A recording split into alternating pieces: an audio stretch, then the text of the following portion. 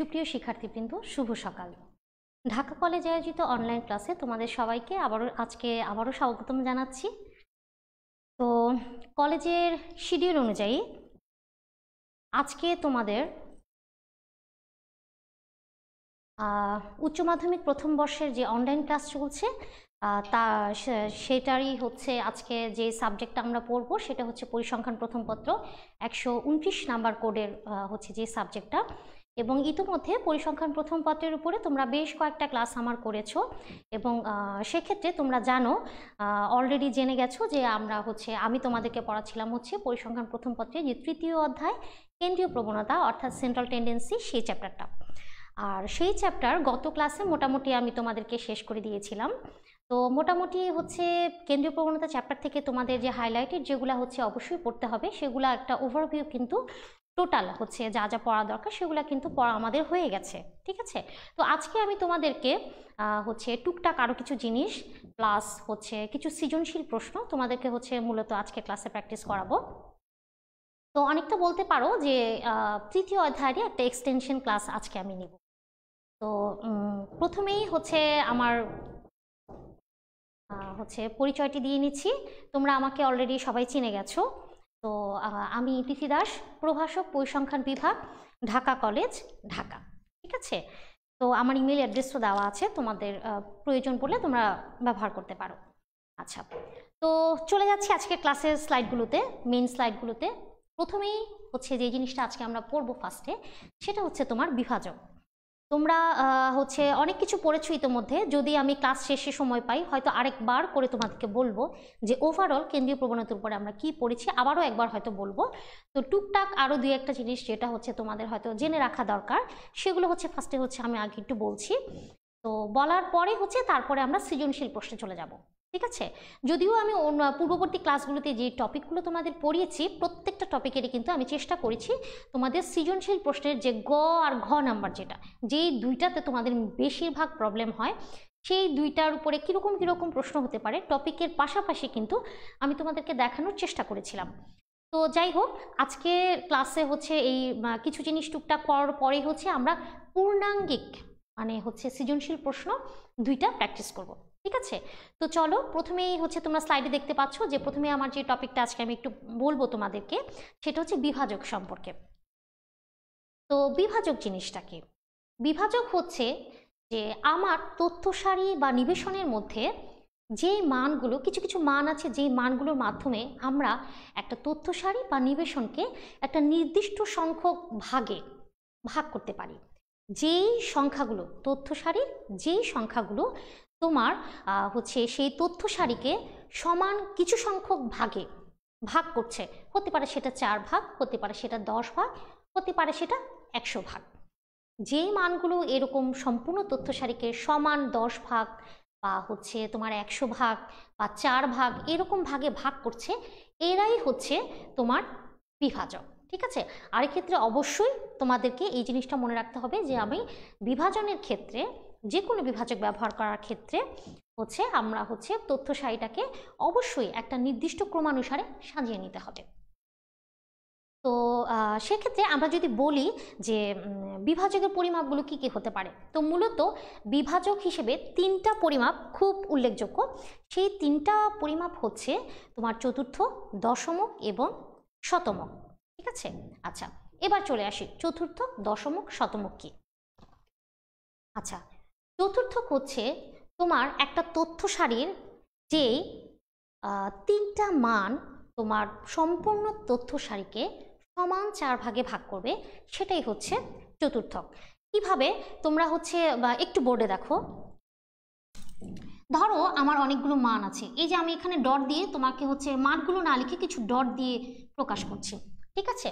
এখন ধরো আমার 3টা মান আছে,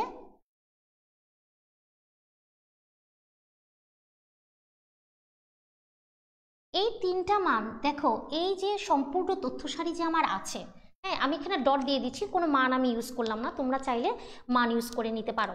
আচ্ছা ঠিক আছে, তোমাদের যদি সুবিধা হয় তাহলে সেক্ষেত্রে হচ্ছে আমি একটু মান ব্যবহার করে দিচ্ছি। 5, 10, 15, ধরো এখানে 20 আছে, 22 আছে, তারপরে ধরো 30 আছে, ধরো 32 আছে, 33, ধরো 35, 37, ধরো 38, ধরো 40, 41, 43, 45, ধরো এরকম আমার অনেকগুলো মান আছে। ঠিক আছে, এখন এই মানগুলোকে দেখো, এই যে এই মানটা আর এই মানটা, হ্যাঁ, কি করেছে, এই সম্পূর্ণ তথ্য সারিকে সমান 4টা ভাগে ভাগ করেছে। দেখো, এই একটা ভাগ, এই একটা ভাগ, এই একটা ভাগ, এই একটা ভাগ। ঠিক আছে, তাহলে এই তথ্য সারির যে মানগুলো, এই যে এই মানটা আর এই মানটা সম্পূর্ণ তথ্য সারিকে আমার সমান 4 ভাগে ভাগ করবে, সেটাই হচ্ছে আমার চতুর্থক। তাহলে এটা হচ্ছে আমার এইগুলো হচ্ছে এইটা আর এইটা হচ্ছে আমার চতুর্থক। ঠিক আছে, তো চতুর্থকের ইংলিশ হচ্ছে আমার কোয়ার্টাইল। তাই কোয়ার্টাইলকে অর্থাৎ চতুর্থককে হচ্ছে কিউ দ্বারা প্রকাশ করা হয়। যেহেতু এখানে আমার দেখো, যেহেতু 4 ভাগে ভাগ করার ক্ষেত্রে আমরা এখানে দেখো 3টা কোয়ার্টাইল পেয়েছি বা 3টা চতুর্থক পেয়েছি। তাহলে দেখো, এটা যদি আমার হচ্ছে প্রথম চতুর্থক হয় তাহলে এটা Q1, এটা আমার দ্বিতীয় চতুর্থক Q2, এটা আমার তৃতীয় চতুর্থক Q3। ঠিক আছে, তাহলে দেখো এখানে সাফিক্সে কিন্তু মান চেঞ্জ যেহেতু হচ্ছে, তাই আমি QI দিয়ে হচ্ছে চতুর্থককে মূলত প্রকাশ করব। ঠিক আছে, আচ্ছা, যদি আমার প্রথম চতুর্থক হয় সেটা হচ্ছে Q1, আর যদি আমার দ্বিতীয় চতুর্থক হয় সেটা হচ্ছে Q2, আর যদি আমার তৃতীয় চতুর্থক হয় তাহলে সেটা Q3। এক্ষেত্রে তাহলে হচ্ছে আমরা চতুর্থকের ক্ষেত্রে আমরা চতুর্থক পাচ্ছি 3টা, Q1, Q2 আর হচ্ছে Q3। আর যদি তুমি বলো যে চতুর্থক একটা তথ্য সারিকে কয় ভাগে ভাগ করে, তাহলে অবশ্যই সেটা হবে সমান 4 ভাগে ভাগ করে। ঠিক আছে, ঠিক সেম থিমেই এখানে যেমন আমরা 4টা ভাগের কথা বলেছি, এই তথ্য সারিকে যখন আমার এরকম কিছু মান থাকবে যেগুলো আমার তথ্য সারিকে সমান 10টা ভাগে ভাগ করবে, এখানে যেমন এরকম 4টা ভাগ আছে, এরকম আমার 10টা ভাগে ভাগ করবে, সেক্ষেত্রে সেটাকে আমার বলা হবে হচ্ছে তোমার দশমক। ঠিক আছে, এবং এই দশমককে প্রকাশ করা হয়, দশমকের ইংলিশ হচ্ছে তোমার ডেসাইলস, ডেসাইলসের ডি প্রকাশ করা হয় DI দ্বারা। এখন তাহলে আমরা চতুর্থকের ক্ষেত্রে যেমন তথ্য সারির জন্য হচ্ছে আমরা 3টা চতুর্থক পেয়েছি, তাহলে ডেসাইলসের ক্ষেত্রে কয়টা পাবো? দেখো, চতুর্থকে ছিল তথ্য সারিকে 4 ভাগে ভাগ করেছে, কয়টা চতুর্থক? 3টা চতুর্থক। ঠিক সেম ওয়েতে দশমকের ক্ষেত্রে আমার হচ্ছে তোমার সম্পূর্ণ তথ্য সারিকে ভাগ করবে 10 ভাগে, কয়টা ডেসাইলস? 9টা ডেসাইলস। ঠিক আছে, কারণ তোমরা স্টুডেন্টরা প্রায়শই আমি দেখেছি যে এই জিনিসটা হচ্ছে ভুল করে ফেলো। হয়তো বলা হলো যে দশমক তোমার তথ্য সারি, একটা তথ্য সারিতে আমি যদি দশমক বের করি তাহলে কয়টা দশমক আমরা পাবো? সেক্ষেত্রে তোমরা হয়তো বলো দশমক ডেসাইলস, ও আচ্ছা 10 ভাগ, তাহলে 10টা ডেসাইলস। বিষয়টা কিন্তু তা না, এখানে হচ্ছে কে ভাগ করছে এবং কয় ভাগ হচ্ছে সেটা। ঠিক আছে, যদি হচ্ছে কয়টা ভাগে ভাগ করছে তাহলে হচ্ছে 10 ভাগ, আর কয়জন সেই 10 ভাগটা তৈরি করছে? 9 জন। ঠিক আছে, তাহলে ডেসাইলস হবে আমার 10টা, আর সেক্ষেত্রে ডেসাইলসগুলো কি হবে? D1, D2, D3 এরকম করে করে করে হচ্ছে D9 পর্যন্ত। দেখো, আমিও কিন্তু D10 লিখে ফেলছিলাম আর কি ভুলবশত। আচ্ছা, তাহলে হচ্ছে ডেসাইলস হচ্ছে আমার হচ্ছে 9টা। ঠিক আছে, তো ডেসাইলস দশমক এটা আমার হয়ে গেল। এরপরে আমরা চলে যাব শতমকে। একই সেম বেসমেন্ট। কি বেসমেন্ট? আমরা শতমকে হচ্ছে চতুর্থকে 4 ভাগ করেছি, আর তথ্য সারিকে দশমুখ হচ্ছে তথ্য সারিকে হচ্ছে 10 ভাগ করেছে। এখন আমার এই শতমুখ হচ্ছে তথ্য সারিকে সমান 100 ভাগে ভাগ করবে। ঠিক আছে, তাহলে 100 ভাগে যদি ভাগ করে তাহলে কয়টা ভাগ আমার, মানে হচ্ছে কয়টা পার্সেন্টাইল আমার লাগবে? ও আচ্ছা, বলে নিই, শতমকের ইংলিশ কিন্তু পার্সেন্টাইল। ঠিক আছে, আচ্ছা, তাহলে আমার কয়টা পার্সেন্টাইল আমি পাবো? অবশ্যই 99টা পাবো। ঠিক আছে, আচ্ছা, তাহলে সেক্ষেত্রে আমার পার্সেন্টাইল বা শতমক হচ্ছে তোমার হচ্ছে তথ্য সারিকে সাজানোর পরে যে 99টা মান আমার ওই তথ্য সারিকে সমান 100 ভাগে ভাগ করে, সেগুলোই হচ্ছে আমার শতমক। তাহলে শতমককে আমরা ইংলিশে বলি পার্সেন্টাইল, এবং এটাকে তাই প্রকাশ করা হয় PI দ্বারা। আর হচ্ছে সেক্ষেত্রে শতমকের মানগুলো হচ্ছে P1, P2, P3, P4 এরকম করে করে করে বলতে বলতে হচ্ছে P99। ঠিক আছে, কেউ যদি বলে একটা তথ্য সারি দিয়ে বলে যে P100 বের করো, ঠিক আছে, সেক্ষেত্রে কিন্তু এটা সম্ভব না। সেক্ষেত্রে তোমাকে অবশ্যই বলতে হবে যে আমরা জানি যে শতমক 99টা আছে, P99 পর্যন্ত আছে, সেক্ষেত্রে কিন্তু আমার P100 কখনোই বের করা সম্ভব না। ঠিক আছে, আচ্ছা ঠিক আছে। তো এই গেল হচ্ছে চতুর্থক, দশমক আর হচ্ছে শতমক। আচ্ছা, এবার আমি চলে যাব হচ্ছে সৃজনশীল প্রশ্নে। আর সৃজনশীল প্রশ্নে আজকে আমি তোমাদের তো হচ্ছে চতুর্থক, দশমক, শতমক গেল। তোমরা হচ্ছে আগের স্লাইডটা চতুর্থক, দশমক, শতমক এটা চাইলে একটু হচ্ছে স্ক্রিনশট নিয়ে নিতে পারো, কারণ এখানে হচ্ছে খুব কম কথায় জিস্ট কথাটা এখানে বলে দেওয়া আছে। যেটাই আমি বলেছি সেটাই হচ্ছে যা স্লাইডে হচ্ছে লিখে মোটামুটি গুছিয়ে লিখে দেওয়া হয়েছে। ঠিক আছে, স্লাইডে চাইলে তোমরা স্ক্রিনশট নিয়ে নিতে পারো। তো চতুর্থক, দশমক, শতমকের পরে মোটামুটি হচ্ছে তোমাদের চ্যাপ্টারে হচ্ছে খুব হাইলাইটেড কিছু চোখে পড়ছে না আপাতত। তো এখন আমরা চলে যাব সৃজনশীল প্রশ্নে। আচ্ছা, সৃজনশীল প্রশ্নে আজকে আমরা দুইটা সৃজনশীল প্রশ্ন প্র্যাকটিস করব, এবং এই দুইটা সৃজনশীল প্রশ্ন তোমাদের হচ্ছে বোর্ড পরীক্ষায় এসেছিল। সেরকম বোর্ড পরীক্ষায় আসা দুইটা কোশ্চেনই হচ্ছে আজকে আমরা আলোচনা করব। আর এই ক্ষেত্রে একটা জিনিস একটু বলি, যে কেন্দ্রীয় প্রবণতা চ্যাপ্টারটা তোমরা যদি পড়ো, এখান থেকে কিন্তু মোটামুটি তোমরা একাধিক কোশ্চেন হচ্ছে হয়তো সৃজনশীল অ্যান্সার করতে পারবে। তোমরা যদি বোর্ড কোশ্চেনগুলো দেখো বা হচ্ছে একটু অ্যানালাইজ করো, তাহলে কিন্তু সেটা তোমাদের কাছে পরিষ্কার হয়ে যাবে।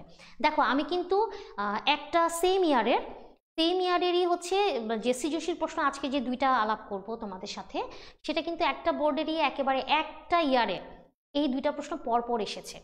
পরপর এসেছে বলেছে মানে একই প্রশ্নে এই দুইটা প্রশ্ন ছিল, একটা প্রশ্নের মধ্যেই এই দুইটা সৃজনশীল ছিল। ঠিক আছে, অর্থাৎ কেন্দ্রীয় প্রবণতা চ্যাপ্টার থেকে হচ্ছে তোমাদের দুইটা কোশ্চেন চলে এসেছিল। আচ্ছা, তো যাই হোক, কথা না বাড়িয়ে এখন আমি হচ্ছে প্রশ্নটাতে চলে যাই। তোমরা হচ্ছে স্লাইডটার যে কোশ্চেনটা আছে সেই কোশ্চেনটা আমি তোমাদেরকে পড়ে পড়ে হচ্ছে কোন জায়গায় আমার কি কি মান দেওয়া আছে, পাশাপাশি তোমরা এই স্লাইডটা দেখবা, তার পাশাপাশি বোর্ডটা ফলো করবা, তাহলে কোথায় কি মান দেওয়া আছে এবং কোন মানটা কি কি হচ্ছে সেটা কিন্তু তোমরা হচ্ছে ইজিলি হচ্ছে ধরতে পারবে। ঠিক আছে,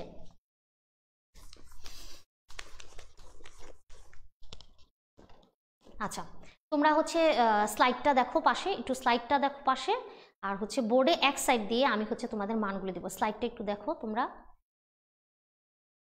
আচ্ছা দেখো, এখানে প্রশ্নে আমি প্রশ্নগুলা লাইনগুলো পড়বো, আর কোথায় কি কি মান দেওয়া আছে এই এক পাশ দিয়ে তোমাদের লিখবো। তাহলে এই যে তোমাদের স্লাইডটা আছে, এই স্লাইডের পাশে এই যে মানগুলো দেওয়া আছে, স্লাইড মনে হয় আরেকটু বড় করলে মনে হয় আমরা আরেকটু পরিষ্কার দেখতে পাবো। হ্যাঁ ঠিক আছে, ইনাফ, যথেষ্ট জায়গা আছে আমার এখানে লেখার জন্য, হবে আমার।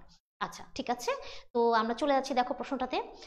এখানে প্রশ্নে আমার বলা হয়েছে, এখানে দুইজন শিক্ষার্থীর কথা বলা হয়েছে, শ্রাবণী এবং মায়া। ঠিক আছে, এখন টেস্ট পরীক্ষা হয়েছে 50 মার্কের উপরে। তো সেই 50 মার্কের পরীক্ষায় দেখা গেল শ্রাবণী মায়ার থেকে বেশি নাম্বার পেয়েছে। ঠিক আছে, দেখো এখানে আমার তাহলে হচ্ছে শ্রাবণীর নম্বর,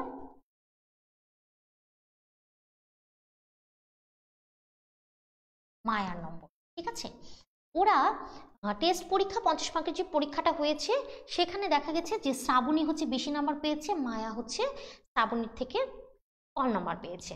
ঠিক আছে, এখন দেখো তোমরা স্লাইডে হচ্ছে স্লাইডের পাশে আমার লেখাটা এখন আমি লিখবো। দেখো স্লাইডে কি দেওয়া আছে, যে শ্রাবণী, দেখো স্লাইডটাতে দেওয়া আছে যে শ্রাবণী ও মায়ার প্রাপ্ত নম্বরের গাণিতিক গড় ও জ্যামিতিক গড় হচ্ছে নির্ণয় করে যথাক্রমে পাওয়া গেছে হচ্ছে 25 আর 15। অর্থাৎ এই যে শ্রাবণীর নাম্বার আর মায়ার নাম্বার, এই দুইজনের কি কি দেওয়া আছে, আমার গাণিতিক গড় দেওয়া আছে আর হচ্ছে জ্যামিতিক গড় দেওয়া আছে। তোমরা কিন্তু অলরেডি জেনে গেছো গাণিতিক গড় হচ্ছে এম, জ্যামিতিক গড় হচ্ছে তোমার জিএম। এখন গাণিতিক গড় কত বের করা হয়েছে, গাণিতিক গড় বের করা হয়েছে 25, আর জ্যামিতিক গড় বের করা হয়েছে 15। ঠিক আছে, আচ্ছা এখন আমাকে কি কি করতে বলা হয়েছে, এটা আমার হয়ে গেছে যে এই দুইটা ইনফরমেশন আমার হচ্ছে আলটিমেটলি উদ্দীপকে আমার দেওয়া আছে। আর আরেকটা জিনিস আমার এখানে দেওয়া আছে যে দেখো, সেটা হচ্ছে যে শ্রাবণী কিন্তু মায়া অপেক্ষা বেশি নাম্বার পেয়েছে। এখন অর্থাৎ শ্রাবণীর নাম্বার হচ্ছে ও হচ্ছে বেশি পেয়েছে, ও হচ্ছে শ্রাবণীর থেকে কম পেয়েছে, এটাও কিন্তু আমার মাথায় রাখতে হবে। তো মোটামুটি আমার উদ্দীপক হিসেবে এই উদ্দীপকটুকু আমার দেওয়া আছে, আর কোনো ইনফরমেশন আমার দেওয়া নেই। এখন আমরা চলে যাব প্রশ্নে। তো প্রথম প্রশ্ন হচ্ছে কেন্দ্রীয় প্রবণতার পরিমাপ কি, এটা তোমরা পড়েছো। আচ্ছা আমি হচ্ছে আলাপ করব। তারপরে দ্বিতীয় যে প্রশ্নটা দেখো, লেখা হয়েছে জ্যামিতিক গড় হচ্ছে কখন জ্যামিতিক গড় নির্ণয় করা যায় না, ব্যাখ্যা করো। এটাও আমি তোমাদের বুঝাবো বা বলবো। তারপরে দেখো আমরা দেখি যে 3 নম্বরে আমার কি চেয়েছে। 3 নম্বর আমার চেয়েছে যে উদ্দীপকের আলোকে দুজনের প্রাপ্ত নম্বর নির্ণয় করো। অর্থাৎ এই যে শ্রাবণীর নম্বর আর মায়ার নম্বর এই দুইটা আমার নির্ণয় করতে বলা হয়েছে। শ্রাবণীর নম্বর কত আর মায়ার নম্বর কত এই দুইটা আমাকে বের করতে বলা হয়েছে। এইটা হচ্ছে আমার গ নাম্বারের কাজ। এটা হচ্ছে আমার গ নাম্বারের কাজ, যে কত মার্কস পেয়েছে এটা আমরা বের করব। তারপরে চলে যাও ঘ নাম্বারে। ঘ নাম্বারে কি বলা হচ্ছে, উদ্দীপকে উল্লিখিত দুজনের প্রাপ্ত নম্বরের তরঙ্গগড় নির্ণয় করো। আমার কিন্তু প্রশ্নে এম আর জিএম দেওয়া আছে, তরঙ্গগড় এইচএম কিন্তু আমার দেওয়া নাই, সেটাই আমাকে বের করতে বলা হয়েছে। ঠিক আছে, এইচএম কিন্তু আমার বের করতে বলা হয়েছে। আচ্ছা, এটা একটু আমি উপরে লিখি যা যা বের করতে বলা হয়েছে। যেমন এটা গ হচ্ছে ছিল আমার এই যে কত পেয়েছে এটা, আর ঘতে আমার বলেছে এইচএম কত, এটা হচ্ছে আমার ঘ নাম্বার। ঠিক আছে, তো এরপরে আরেকটা জিনিস আমার করতে বলা হয়েছে যে এই তরঙ্গ গড়টা নির্ণয় করে গাণিতিক গড় এম, জ্যামিতিক গড় জিএম ও তরঙ্গ গড় এইচএম এই তিনটার মধ্যে একটা সম্পর্ক প্রতিষ্ঠা করতে বলা হয়েছে। অর্থাৎ এই এম জিএম এইচএম এর মধ্যে কোনো সম্পর্ক আছে কিনা এই মানটা তো বের করতে বলাই হয়েছে, প্লাস হচ্ছে সম্পর্ক কার কার মধ্যে, এম জিএম আর এইচএম এই তিনটার মধ্যে আমার সম্পর্ক বের করতে বলা হয়েছে। ঠিক আছে, ওভারঅল তাহলে আমি প্রশ্নটা আমি আবারও যখনই তোমাদের আবারও ব্যাখ্যা করব, তো প্রথমে যখন তোমাদের সৃজনশীল প্রশ্ন তোমরা পাবে অবশ্যই প্রথমেই সেই প্রশ্নটা ভালো করে পড়ে, দরকার হয় 1 থেকে 2 বার পড়ো, কিন্তু প্রশ্নটা ভালো করে একদম বুঝে নিয়ে তোমরা যদি স্টার্ট করো লেখা তাহলে দেখবা তোমাদের কাজটা অনেক ইজি হয়ে যাবে। তো প্রথমেই এরকম করে প্রশ্ন পড়ে কি কি দেওয়া আছে একটা জায়গায় তোমরা সর্ট আউট করে একটা কর্নার দিয়ে লিখে ফেলবে। ঠিক আছে, তাহলে আমি প্রশ্নটা আবারও আরেকবার তোমাদের একটু বুঝিয়ে দিচ্ছি। দেখো এখানে আমার কি কি ইনফরমেশন দেওয়া ছিল, বলা ছিল যে শ্রাবণী আর হচ্ছে কি মায়া দুইজন স্টুডেন্ট, দুজনেই মেধাবী, এবং হচ্ছে এখানে দেখা গেছে যে শ্রাবণী একটা টেস্ট পরীক্ষায় শ্রাবণী বেশি মার্কস পেয়েছে মায়ার থেকে। ঠিক আছে, এই একটা ইনফরমেশন আমার দেওয়া আছে। আরেকটা ইনফরমেশন দেওয়া আছে শ্রাবণী মায়া এই দুজনের নাম্বারের এম এর মান দেওয়া আছে এবং জিএম এর মান দেওয়া আছে। এরপর আমাকে কি বলেছে, একটা সংজ্ঞা জিজ্ঞেস করেছে কেন্দ্রীয় প্রবণতার পরিমাপ, তারপরে জিজ্ঞেস করেছে যে জ্যামিতিক গড় জিনিসটা কখন আমরা ব্যবহার করতে পারবো না। তারপরে গ নাম্বারে আমার চেয়েছে যে এই যে শ্রাবণীর নম্বর আর মায়ার নম্বর এই দুজনের নাম্বারটা আমাকে বের করতে বলা হয়েছে। আর ঘ নাম্বারে বলেছে আমার প্রশ্নে এম জিএম দেওয়া ছিল কিন্তু এইচএম যে দেওয়া নাই ওইটা বের করতে বলা হয়েছে, এবং ওইটা বের করার সাপেক্ষে তোমার যে এম জিএম এইচএম এই তিনটার মধ্যে সম্পর্ক বের করতে বলা হয়েছে। ঠিক আছে, তো এই গেল হচ্ছে আমার সৃজনশীল প্রশ্নটা, ব্যাখ্যা আমি দিয়ে দিলাম তোমাদের। আশা করি কারো বুঝতে সমস্যা হয়নি যে কি চাওয়া হয়েছে আর কি দেওয়া আছে। তো এখন আমরা চলে যাব হচ্ছে সমাধানে। ঠিক আছে, তো সমাধানের ক্ষেত্রে এখানে দেখো একটু বোর্ডে আসো, প্রথমে একটু বোর্ডে আসো, স্লাইড না দেখে এবার হচ্ছে আমরা একটু বোর্ডে চলে আসি। ঠিক আছে, দেখো এখানে শ্রাবণীর নম্বর আর মায়ার নম্বর আমাকে বের করতে বলা হয়েছে। তো প্রথমে আমি শ্রাবণীর নাম্বারটা ধরে নিই এ, ঠিক আছে, আর মায়ার নাম্বারটা ধরে নিই বি। এই এ এর মান বের করতে বলা হয়েছে, বি এর মান বের করতে বলা হয়েছে। এখানে আরেকটা জিনিস যেটা আমার কিন্তু আরেকটা ইনফরমেশন দেওয়া ছিল যে শ্রাবণীর নাম্বার হচ্ছে মায়ার নম্বরের থেকে বেশি, অর্থাৎ এ গ্রেটার দেন বি। ওকে, আচ্ছা, এবার হচ্ছে এই এ আর বি এর মান আমাকে বের করতে বলা হয়েছে। এখন আমরা কিভাবে কি করব, আমরা তো আমাদের যা যা উপাত্ত দেওয়া আছে সেইগুলা ব্যবহার করে হচ্ছে আমরা কাজ প্রসিড করব। তো দেখো আমার এখানে কিন্তু দুইটা মান দেওয়া আছে, এম আর জিএম এর মান, এই দুইটা মান আমরা এখানে ব্যবহার করব। তাহলে দেখো এখানে আমার এম এর মান কত দেওয়া আছে 25। ঠিক আছে, এম এর মান দেওয়া আছে হচ্ছে আমার 25। এখন যদি আমি এম এর এটাকে সূত্রে ভাঙি তাহলে আমার কি হবে, আমার সংখ্যা কয়টা, দুইটা, এ আর হচ্ছে বি, দুইটা নাম্বার দেওয়া আছে। তাহলে এ আর বি এর কি বলে গাণিতিক গড় কি হবে, এ প্লাস বি বাই 2। ঠিক আছে, জাস্ট এম এর যে সূত্রটা আছে সেই সূত্রটা আমি লিখলাম, যেহেতু আমার এখানে দুইটা সংখ্যা এ আর বি, এই দুইটা নাম্বার, এই দুইটা নাম্বারের গাণিতিক গড় হচ্ছে এই দুইটা যোগ করে যে কটা আছে দুইটা আছে তাই 2 দিয়ে ভাগ। ওকে, আচ্ছা, তো এখন আমি কি করব, দেখো এ প্লাস বি ইকুয়াল টু 25 দুগুণে 50, এটাকে আমি 1 নম্বর ইকুয়েশন দিয়ে রাখলাম। আচ্ছা, ঠিক আছে, এবার আমি চলে যাই, আমার যে আরেকটা ইনফরমেশন দেওয়া ছিল জিএম, জিএম কত দেওয়া ছিল 15 দেওয়া ছিল। ঠিক আছে, এটাতে একটু কাজ করি। এখন যদি আমার তো মান দুইটা, কি কি, এ আর বি, তাই তো? এই এ আর বি এর জন্য জিএম এর সূত্রটা আমরা লিখব। তাহলে এ এর বি এর জন্য জিএম এর সূত্র কি হবে? Root over A B.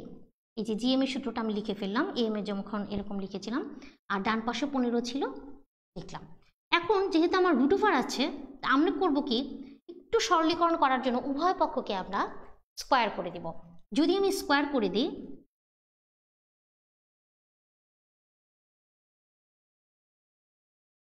তাহলে আমার কি আসছে, এ বি সমান হচ্ছে 15 স্কোয়ার করলে হচ্ছে আমার আসে হচ্ছে সম্ভবত হচ্ছে 225।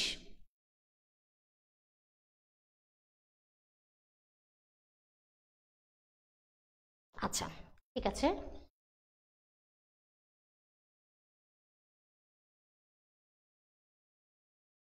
প্রশ্ন না, আমরা একটু সমাধানে চলে যাই। হ্যাঁ, আচ্ছা 225। তো হচ্ছে তোমরা একটু বোর্ডে দেখো, বোর্ডে দেখো শুধু। আচ্ছা, তো এবি হচ্ছে এক্ষেত্রে হচ্ছে 225। Okay fine. তো এই দুইটা আমার যে দেওয়া ছিল, এটাকে আমরা 1 নাম্বার দিলাম, এটাকে আমরা 2 নাম্বার দিলাম। এখন আমাকে কি বের করতে হবে? এ আর বি এর মান বের করতে হবে, ঠিক আছে? তো এ আর বি এর মান যদি আমার বের করতে বলা হয়, এ আর বি এর মান যদি আমার হচ্ছে বের করতে বলা হয়, তাহলে দেখো এখানে আমি একটা সম্পর্ক প্রতিষ্ঠা করার চেষ্টা করব। সেটা কিভাবে হতে পারে? আচ্ছা আচ্ছা, এখন দেখো আমরা বীজগণিতে একটা জিনিস জানি যে A minus B whole square, একটা সূত্র কিন্তু আমাদের আছে। সেটা কি? A plus B whole square minus 4ab। Okay, এই সূত্রটা কিন্তু আমরা জানি। আমি কি একটু উপরের দিকে মুছে দিব? তাহলে মনে হয় তোমাদের হচ্ছে একটু হচ্ছে বুঝতে সুবিধা হবে। আমরা একটু নিচের দিকে দেখো তোমরা এখন, A minus B whole square equal to A plus B whole square minus 4ab, ঠিক আছে? আচ্ছা, তাহলে দেখো এখানে আমরা যদি একটু মান বসাই, আমার মনে হয় একটু ডান পাশে লিখলে, আচ্ছা ঠিক আছে, এখানে লিখে ফেলি। এ প্লাস বি এর মান আমরা কত পেয়েছি? 50। তাহলে 50 square minus 4 into A B এর মান কত পেয়েছি আমরা? 225, ঠিক আছে? তাহলে আমার এখানে কত আছে? 50 স্কোয়ার হচ্ছে 2500 মাইনাস 4 ইন্টু 225 করলে হচ্ছে আমরা পাই হচ্ছে 900। তাহলে আমার হচ্ছে এখানে মানটা কত আসতেছে? এখানে আমার মান আসতেছে হচ্ছে 1600। অর্থাৎ এখানে এ মাইনাস বি হোল স্কোয়ারের মান আমরা কত পেলাম? এই পাশ দিয়ে লিখি আমি একটু, এ মাইনাস বি হোল স্কোয়ারের মান আমরা পেলাম হচ্ছে 1600, ঠিক আছে? এখান থেকে এখানে লিখছি, দেখো এ মাইনাস বি হোল স্কোয়ার মান হচ্ছে আমরা 1600 পেয়েছি। এখন আমরা করব কি, যে এটাকে যেহেতু স্কোয়ার মান আছে, তো এটাকে যদি আমরা হচ্ছে রুট ওভার করি, অর্থাৎ এ মাইনাস বি হোল স্কোয়ার এটাকে যদি রুট করি, উভয় পক্ষে যদি রুট ওভার করি, তাহলে আমরা দেখো পাচ্ছি এ মাইনাস বি এটা সমান সমান হচ্ছে 1600কে রুট করলে আমরা পাই হচ্ছে 40, ঠিক আছে? তাহলে দেখো এখানে আমি একটা ইকুয়েশন পেলাম, এ প্লাস বি ইকুয়াল টু 50, এটা 1 নাম্বার দিলাম। এ বি ইকুয়াল টু হচ্ছে 225, এটা হচ্ছে আমরা 2 নাম্বার দিলাম। এবং হচ্ছে এ মাইনাস বি ইকুয়াল টু 40, এটাকে আমরা 3 নাম্বার দিলাম। অনেক কিছু করে ফেলেছি না? আচ্ছা, এখন আমার উদ্দেশ্য কি? আমার উদ্দেশ্য হচ্ছে এ আর বি এর মান বের করা, তাই তো? এখন দেখো এই 3টা ইনফরমেশন আমরা মোটামুটি হচ্ছে সিম্পলিফাই করে ফেলেছি। সিম্পলিফাই করে দেখো এখানে এ প্লাস বি আর হচ্ছে এই যে এ মাইনাস বি, হ্যাঁ, এই দুইটাকে এখানে কিন্তু এ বি আলাদা আলাদা আছে। আমরা যদি এই দুইটাকে একটু ইকুয়েট করি, খুব সহজে কিন্তু এখান থেকে এ আর বি এর মানটা আমরা বের করে ফেলতে পারি। কিভাবে? দেখো আমরা যদি, তোমরা হচ্ছে এগুলা হচ্ছে অঙ্ক ছোট থাকতে অনেক করেছো। দেখো এ প্লাস বি 50 আর এ মাইনাস বি 40, এই দুইটাকে যদি একবার যোগ করি, আরেকবার যদি বিয়োগ করি, আমরা কিন্তু অনায়াসে এ আর বি এর মান হচ্ছে বের করে ফেলতে পারবো। তো চলো সেইটা একটু করি। আচ্ছা, আমি এটা মুছে দিলাম। এখন হচ্ছে আমার এই 1 নাম্বারটা আর হচ্ছে এই যে 3 নাম্বারটা, এই যে A plus B equal to 50 আর A minus B equal to 40, এই দুইটা হচ্ছে আমরা যোগ করব, আরেকবার হচ্ছে বিয়োগ করব। আচ্ছা দেখো 1 নম্বরে আমরা পেয়েছিলাম হচ্ছে, আমরা কি বললাম যে 1 আর হচ্ছে 3 যোগ করব। 1 আর 3 যোগ করলে দেখো 1 নাম্বার ইকুয়েশন আমরা পেয়েছি এ প্লাস বি ইকুয়াল টু হচ্ছে কত পেয়েছি? 50 পেয়েছিলাম। আর হচ্ছে এ মাইনাস বি এটা সমান সমান কত পেয়েছিলাম? 40 পেয়েছিলাম, ঠিক আছে? তো এই দুইটা হচ্ছে ফার্স্ট হচ্ছে আমরা যোগ করব। তো যোগ করে দেখো কি হয়, 2a ইকুয়াল টু হচ্ছে 90, তাহলে এ সমান সমান হচ্ছে 90/2 সুতরাং এ সমান সমান হচ্ছে আমার কত আসতেছে 45। দেখো একটা এর মান আমার কিন্তু প্রশ্নে চাওয়া হয়েছে এ আর বি এর মান, এর মান কিন্তু আমরা পেয়ে গেছি। এবার হচ্ছে আমরা বি এর মান বের করব কিভাবে, 1 নাম্বার আর 3 নাম্বার ইকুয়েশন হচ্ছে বিয়োগ করব। আমার এ প্লাস বি 1 নাম্বার ইকুয়েশন যেটা ছিল এটা কি ছিল 50 আর এ মাইনাস বি এটা ছিল হচ্ছে 40। যদি আমরা এই ইকুয়েশন আর এই ইকুয়েশন বিয়োগ করি তাহলে আমার কি আসে, 2 বি ইকুয়াল টু হচ্ছে 10, বি ইকুয়াল টু হচ্ছে 10/2, সুতরাং বি ইকুয়াল টু হচ্ছে 5। ওকে, আচ্ছা তাহলে দেখো আমার হচ্ছে শ্রাবণীর নাম্বার ধরেছিলাম আমরা এ, তাহলে হচ্ছে আমার শ্রাবণীর নম্বর এ হচ্ছে 45 আর হচ্ছে মায়ার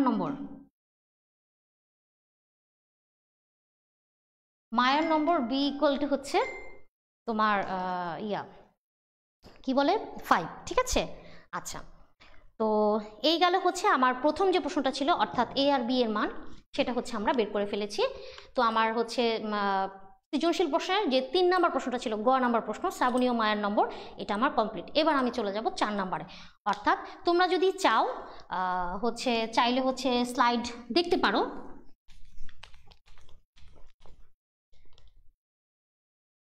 সেক্ষেত্রে 2টা স্লাইড তোমাদের হচ্ছে এখানে কাজে লাগবে। যেমন এই যে দেখো এটা হচ্ছে এটার একটা স্ক্রিনশট নিয়ে নিতে পারো, যেটা আমি প্রথম অংশে করেছি। এম আর জি এম এর যে 2টা মান ছিল ওই মানটা ব্যবহার করে এ প্লাস বি আর হচ্ছে এ বি 2টা ইকুয়েশন বের করেছি, ঠিক আছে, 1 আর 2। তারপরে দেখো এর পরের স্লাইডে ছিল হচ্ছে যে A minus B whole square, এটাকে হচ্ছে ক্যালকুলেট করে এখান থেকে আমরা হচ্ছে এ মাইনাস বি এর একটা মান বের করেছি। অতঃপর হচ্ছে 1 নাম্বার আর 3 নাম্বার একবার যোগ করেছি, একবার বিয়োগ করেছি। ওকে, এই হচ্ছে তোমার হচ্ছে মোটামুটি এর নাম্বার শ্রাবণী নাম্বার 45 আর মায়ের নাম্বার 5 আমরা পেয়ে গেছি। এবার হচ্ছে আমরা ঘ নাম্বারে চলে যাব, অর্থাৎ তথ্যের প্রকৃতি সম্পর্কে মন্তব্য। আর তথ্যের প্রকৃতি সম্পর্কে মন্তব্য করার আগে আমাকে হচ্ছে এই চেমটা বের করে নিতে হবে। তো চলো আমরা এবার হচ্ছে সরাসরি বোর্ডে চলে যাচ্ছি। আচ্ছা এবার হচ্ছে শুধু তোমরা একটু বোর্ডটা দেখো, দেখো এখানে আমার এম আর জি এম এর এই 2টা মান দেওয়া আছে, এইচ এম এর মানটা আমার নাই, ঠিক আছে। এখন M G M R H M এর মধ্যে আমরা কিন্তু আগের ক্লাসে একটা স্বতঃসিদ্ধ প্রমাণ হচ্ছে প্রয়োগ দেখেছিলাম M G M H M এর মধ্যে, যে M greater than G M greater than H M. সেরকম M G M H M এর মধ্যে আরও একটা সম্পর্ক আছে, সেটা হচ্ছে M into H M equal to G M square. এটাও কিন্তু একটা সম্পর্ক, অনেক জায়গায় এটা প্রমাণ করতে আসে বা হচ্ছে প্রয়োগ দেখাতে আসে। প্রমাণ বলতে হচ্ছে তোমাদের তো এখন সৃজনশীলে ওরকমভাবে প্রমাণ নেই, তথ্য সারি দিয়ে সেটার প্রয়োগ। ওকে, আচ্ছা তো এইটা হচ্ছে এম জি এম এইচ এর মধ্যে আরেকটা উল্লেখযোগ্য সম্পর্ক। তো আমরা এই সম্পর্কটা ব্যবহার করে খুব সহজেই এই 2টা উপাত্ত দিয়ে হচ্ছে এইচ এম এর মানটা বের করে ফেলতে পারি। তাহলে এম এর মান কত আছে 25, এইচ এম আমার কত আছে, এইচ এমটা আমার 9, এটা বের করতে হবে, জি এম হচ্ছে 15, তাহলে এটার স্কোয়ার। তাহলে হচ্ছে আমার হচ্ছে কত আসছে 25 into H M equal to হচ্ছে 15 স্কোয়ার হচ্ছে তোমার 225। তো এইচ এম সমান সমান হচ্ছে 225/25, সুতরাং এইচ এম এর মান আমার আসতেছে কত হচ্ছে 9।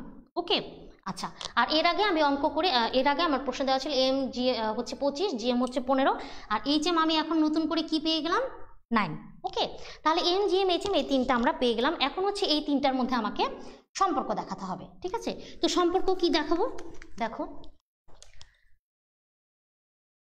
এম হচ্ছে 25, জি এম হচ্ছে 15, এইচ এম হচ্ছে 9, তাহলে কি দেখছি এটা সবচেয়ে বড়, তারপরে এটা, তারপরে এটা, তাহলে আমার M G M H M এর মধ্যে সম্পর্ক হচ্ছে এই সম্পর্কটা বিদ্যমান, অর্থাৎ M greater than G M greater than H M, ঠিক আছে।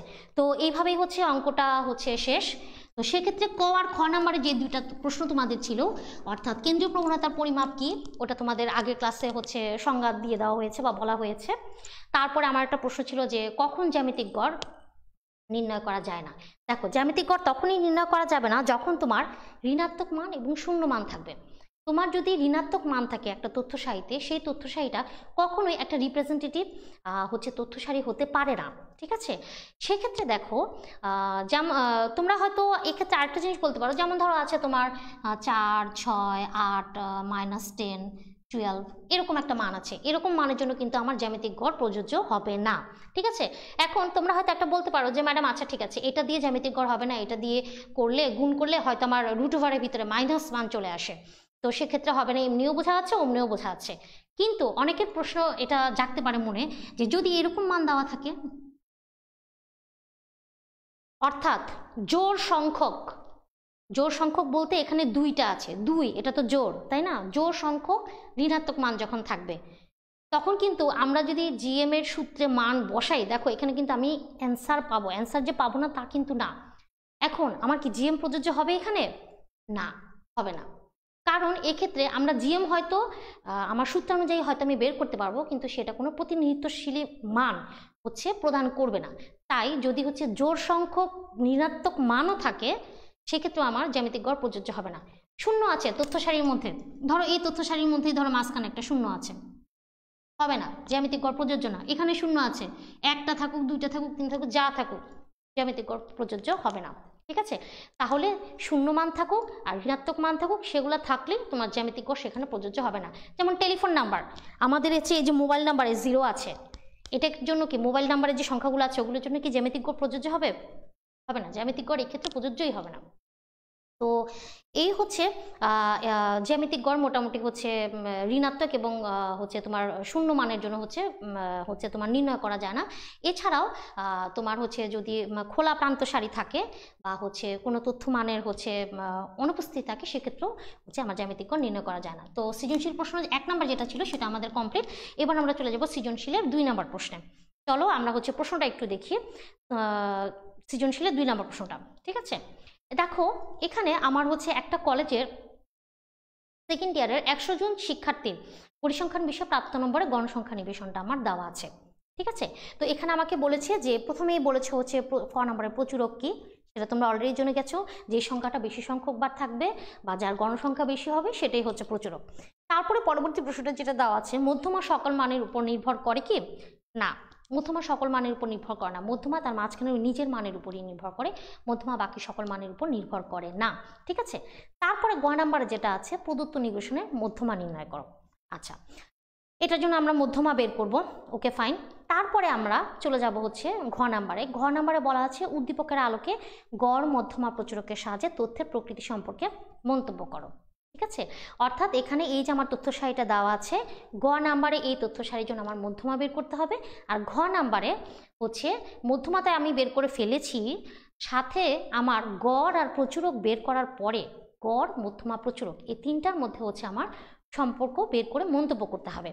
এখানে তোমরা যদি হচ্ছে এক্ষেত্রে তোমাদের তথ্য সারিতে তোমার যা অ্যান্সার আসবে, যেরকম অ্যান্সার আসবে তোমরা কিন্তু মন্তব্য সেটার উপরেই বেস করে অ্যান্সার করবে। ঠিক আছে, যে না ম্যাডাম বলেছে M G M H M, একটা এম সব থেকে বড় হবেই হবে, এরকম না। তোমার তথ্য সারিতে মন্তব্য করতে বলা হয়েছে, কিন্তু তুমি ক্যালকুলেট করে দেখলা যে এম সবচেয়ে ছোট এসেছে, তার থেকে বড় এসেছে জি এম, তার থেকে বড় এসেছে এইচ এম, নো প্রবলেম, তুমি যেরকম অ্যান্সার আসবে তুমি সেরকম কমেন্ট করে দিবা। ঠিক আছে, তো এই ব্যতিক্রমটাই হচ্ছে এই সৃজনশীল প্রশ্ন 2তে হচ্ছে আমি একটু তোমাদের দেখানোর চেষ্টা করবো, এটা তোমাদের বোর্ড কোশ্চেনেও এসেছিল।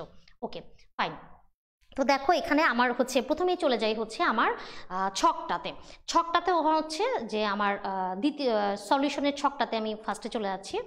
তো এটা তো হচ্ছে জাস্ট তোমার ক আর খ যেই একটা সংজ্ঞা বলা হয়েছিল, আর হচ্ছে মানের উপর নির্ভর করে না সেটা হচ্ছে এখানে লেখা আছে। পরবর্তীতে হচ্ছে আমি ছকে চলে যাচ্ছি, অর্থাৎ গ নাম্বারে হচ্ছে মধ্যমা বের করা হয়েছে। এখানে তোমাদের স্লাইডে যেই ছকটা দেওয়া আছে এটার মাধ্যমে তুমি গড় মধ্যমা প্রচুরক তিনটাই বের করতে পারবে। ঠিক আছে, তো হচ্ছে এখন আমরা চলে যাব হচ্ছে ইয়াতে বোর্ডে চলে যাব। ঠিক আছে, তো বোর্ডে আসো তোমরা একটু দেখি।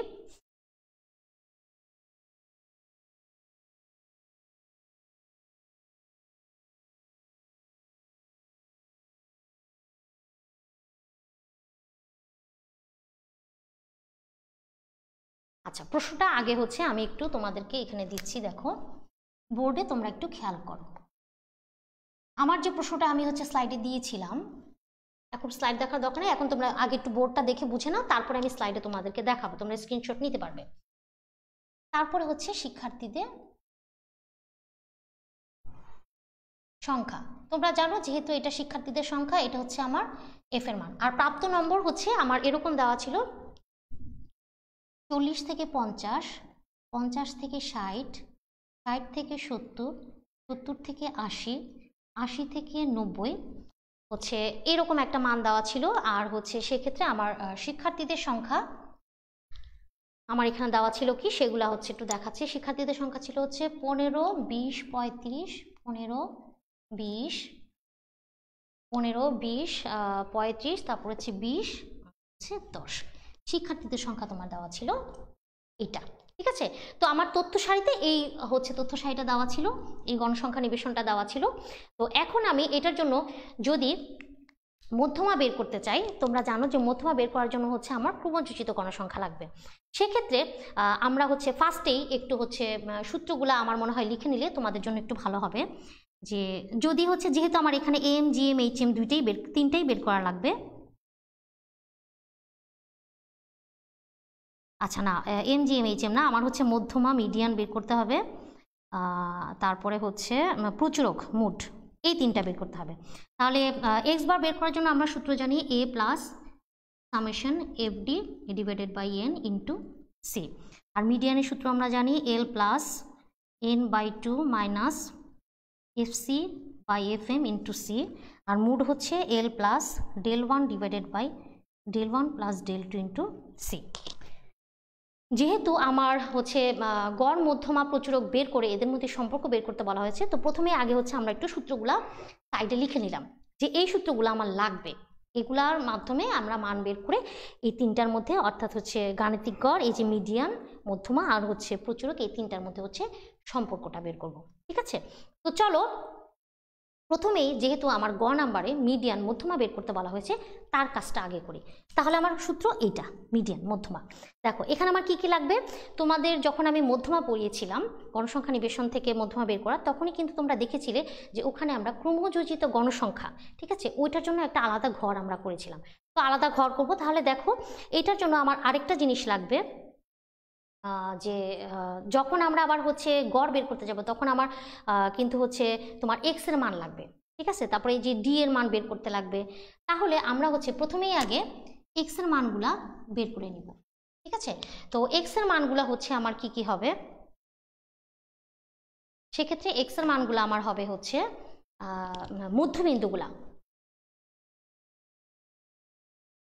মধ্যবিন্দুগুলো হবে আমার এক্স এর মান। তাহলে 40, 45, 50 এর মধ্যমার মধ্যবিন্দু হচ্ছে 45, এটা 55, এটা 65, এটা 75, এটা 80। তো এক্স আমি পেলাম। এরপরে হচ্ছে আমি চলে যাব হচ্ছে আমি মূল মাপনী চেঞ্জ করব। মূল মাপনী চেঞ্জ করে আমার যে সংক্ষিপ্ত পদ্ধতি আছে তোমরা কিন্তু এটা অলরেডি শিখে গেছো। তাহলে কি xi minus A by C. Okay, আচ্ছা এখন হচ্ছে আমার এ এর মান কোনটা হবে। ঠিক আছে, এর মান হবে, দেখো এখানে কয়টা রো আছে, 1 2 3 4 5, 5 বরাবর রো কোনটা, এইটা। এই রো বরাবর হচ্ছে আবার যে হচ্ছে এক্স এর মান, এইটা হবে আমার এর মান। ঠিক আছে, আচ্ছা এই গেল। তাহলে হচ্ছে এইখান বরাবর এইটা হচ্ছে আমার মানটা হবে হচ্ছে 0, তারপরে -1, -2, 1 2, এবং এই মানগুলো যে আসে এই সূত্র ব্যবহার করেই হচ্ছে আমার আসে। এটা তোমরা অলরেডি শিখিয়েছি তোমাদেরকে আমি। আচ্ছা, তো এই গেল হচ্ছে একটু এফআই দিয়ে দিলাম।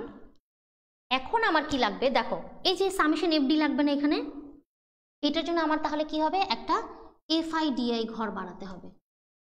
ঠিক আছে, এফআই ডিআই একটা ঘর বানাতে হবে, অর্থাৎ এই এফআই এর মানের সাথে ডিআই এর মান হচ্ছে গুণ হবে। তাহলে আমার কত আসে, 15 দুগুণে 30 -20 0, তারপর হচ্ছে 20 20। ওকে, এফআই ডিআই পেয়ে গেছি। তাহলে এটাকে যদি সব আমি যোগ করি, এখানে আমার সামেশন এফআই ডিআই আমি পেয়ে যাব। ওকে, আচ্ছা তো এটা আমার হয়ে গেল। এখন দেখো হচ্ছে এফআইডি করে ফেললাম। এখন হচ্ছে যখন আমি মধ্যমা বের করব, মধ্যমার জন্য কিন্তু আমার ক্রমযোজিত গণসংখ্যা লাগবে। অর্থাৎ এম বের করার জন্য যা যা লাগবে মোটামুটি আমরা করে ফেলেছি বক্সে। মধ্যমা বের করার জন্য আমার হচ্ছে কি লাগবে, হচ্ছে ক্রমযোজিত গণসংখ্যা লাগবে। তো এটার জন্য আমরা আরেকটা ঘর বাড়াচ্ছি, ক্রমযোজিত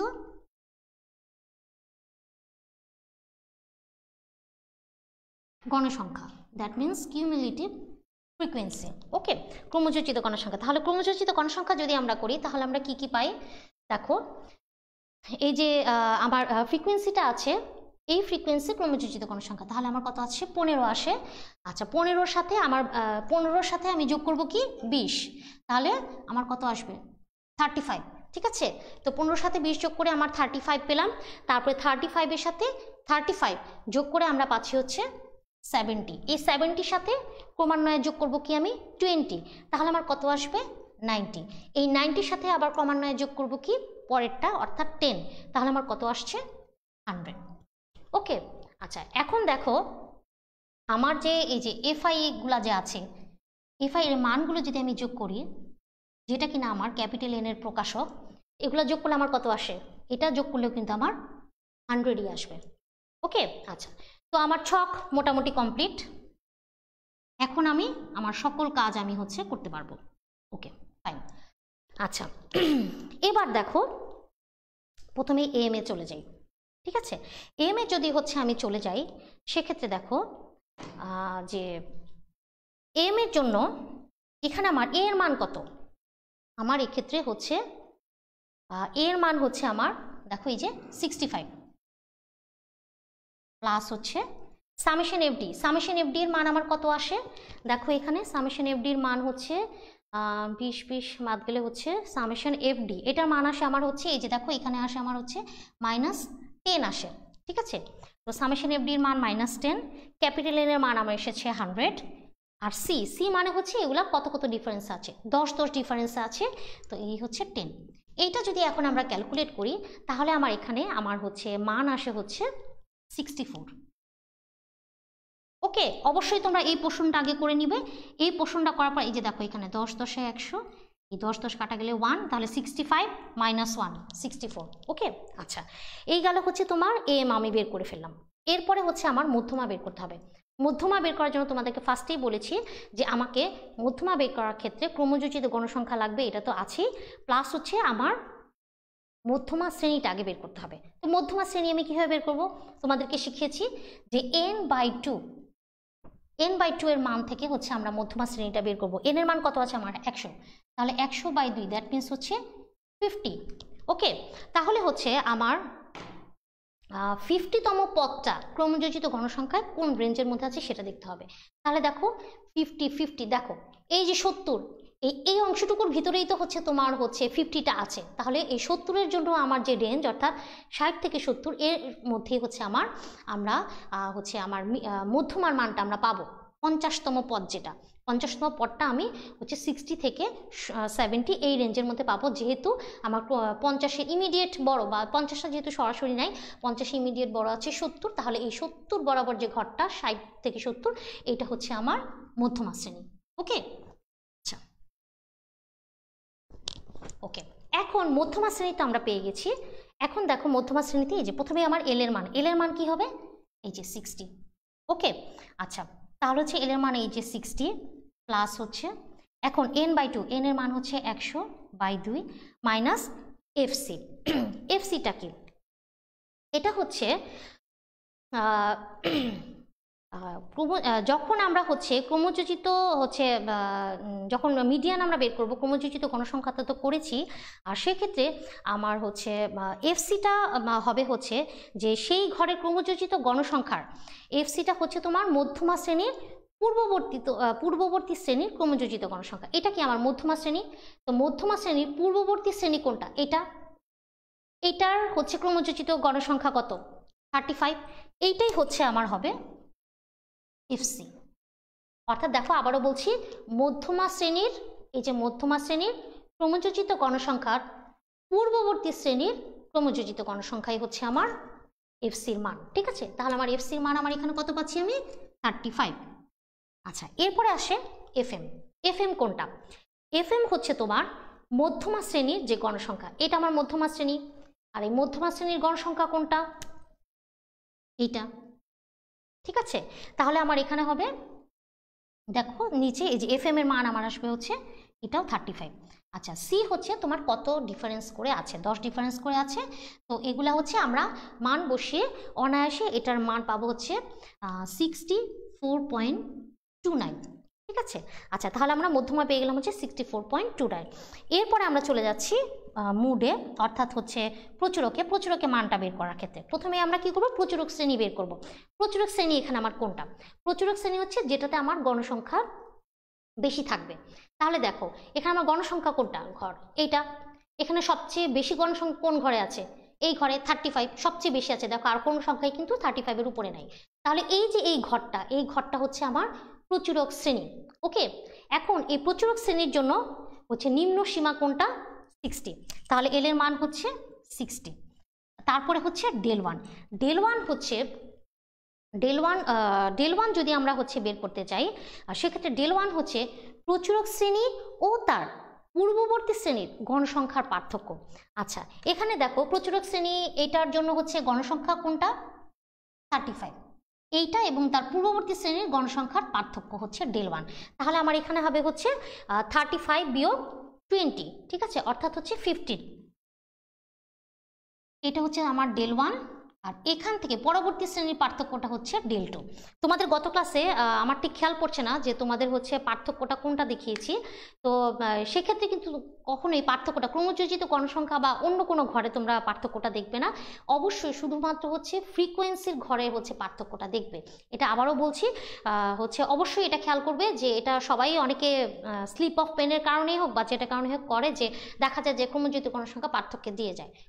ওই পার্থক্যটা হবে না। আমি আজকে আবারও কারেকশন করে দিচ্ছি যে এটা হচ্ছে যে শ্রেণী তোমার হচ্ছে যে গণসংখ্যা থাকবে, গণসংখ্যার হচ্ছে যেটা হচ্ছে তোমার প্রচুরক শ্রেণী, সেই শ্রেণীর পূর্ববর্তী যে পার্থক্য সেটা হবে হচ্ছে কত হয়? তাহলে 35 - 20 কত হচ্ছে আমার? 15। তাহলে আমি একটু লিখেই দিই 35 - 20, দ্যাট মিনস হচ্ছে 15। ওকে, তোমরা আবার এভাবে লিখো না, সরাসরি 15 লিখবে। আর হচ্ছে সেক্ষেত্রে দেখো ডেল ওয়ান আর ডেল টু কি 35 - 20, 35 - 20 একই জিনিস আসে, সেক্ষেত্রে 15। ওকে, আচ্ছা, okay, del one plus del two. আর সি হচ্ছে তোমার কি যেই পার্থক্য সেটা 10। তাহলে সেক্ষেত্রে এটা মান আসছে হচ্ছে আমার 65। ওকে, তাহলে আমার এমজিএম এমজিএম না, গড় মধ্যমা প্রচুরক, এটা হচ্ছে আমার গড় মধ্যমা প্রচুরক। তিনটারই মান কিন্তু আমরা হচ্ছে গণসংখ্যা নিবেশন থেকে বের করে ফেললাম। তাহলে যেহেতু এই তিনটা মান আমরা হচ্ছে এখন বলেছে যে এই তিনটার মধ্যে সম্পর্ক দেখতে, এখন দেখো এখানে সবচেয়ে বড় মান কার? এখানে কিন্তু সবচেয়ে বড় মান প্রচুরকের, ঠিক আছে। তারপরের থেকে ছোট মান হচ্ছে মধ্যমার এবং তার থেকেও ছোট মান হচ্ছে গড়ের, ঠিক আছে। তাহলে এইখানে এই প্রদত্ত তথ্য সারির জন্য আমার এমজিএম এইচএম এর মধ্যে গড় মধ্যমা প্রচুরকের জন্য আমরা পাচ্ছি হচ্ছে প্রচুরক গ্রেটার দেন মধ্যমা গ্রেটার দেন গড়, ঠিক আছে। তাহলে প্রদত্ত সত্য সারির জন্য হচ্ছে আমরা এই সম্পর্ক পেলাম। তো তোমরা এখন হচ্ছে এই হচ্ছে তোমার অঙ্কটা তোমাদেরকে আমি বুঝিয়ে দিলাম। এখন যদি তোমরা হচ্ছে একটু স্লাইডে দেখতে চাও যে সমাধানটা কিভাবে হবে, তো সেক্ষেত্রে দেখো তোমরা হচ্ছে চাইলে স্ক্রিনশট নিয়ে নিতে পারো। এটা হচ্ছে গ নাম্বার, স্লাইডে আমরা গ নাম্বারের সমাধানটা দেখছি, অর্থাৎ মধ্যমা নির্ণয়। মধ্যমা নির্ণয়ের জন্য এখানে হচ্ছে মধ্যমা শ্রেণীর 30তম পদ বের করে হচ্ছে মধ্যমা বের করা হয়েছে। তারপরে দেখো পরবর্তী স্লাইডে ঘ নাম্বার তথ্যের প্রকৃতি সম্পর্কে মন্তব্য, অর্থাৎ গড় মধ্যমা বের করা ছিল, গড় আর প্রচুরকের সূত্র দিয়ে বের করে হচ্ছে সম্পর্ক দেখানো হয়েছে, গড় লেস দেন মধ্যমা লেস দেন প্রচুরক, ঠিক আছে। তো এই ছিল হচ্ছে তোমার হচ্ছে আজকের যে এক্সটেনশন ক্লাস। তো হচ্ছে তোমরা আমার হচ্ছে ক্লাসগুলো অবশ্যই তোমাদের সামনে হচ্ছে যেহেতু পরীক্ষা আছে, কিন্তু পরীক্ষার সিলেবাসে সম্ভবত কেন্দ্রীয় প্রবণতা নেই, হয়তো সেটা পরবর্তী সিটিতে থাকবে। আর পরীক্ষার জন্য তোমাদের জন্য আমার নির্দেশনা হবে যে প্রথম অধ্যায় দ্বিতীয় অধ্যায় সম্ভবত হচ্ছে আলতাফ স্যার পড়িয়েছেন, ওনার ক্লাসগুলো আবারও ফলো করবে। তোমরা হচ্ছে রেকর্ডকৃত ওখান থেকে বের করে দেখে নিবে এবং তোমাদের সবার পরীক্ষা হচ্ছে ভালো হবে এই আশাই করছি। এবং সবাই ভালো থেকো, সুস্থ থেকো, সুন্দর মতন পরীক্ষা দিও। আজকে এখানেই শেষ করছি। তৃতীয় অধ্যায় হচ্ছে আজকে রিভিউ ছিল, তো এটাও শেষ হয়ে গেল। ধন্যবাদ সবাইকে, ভালো থেকো সবাই।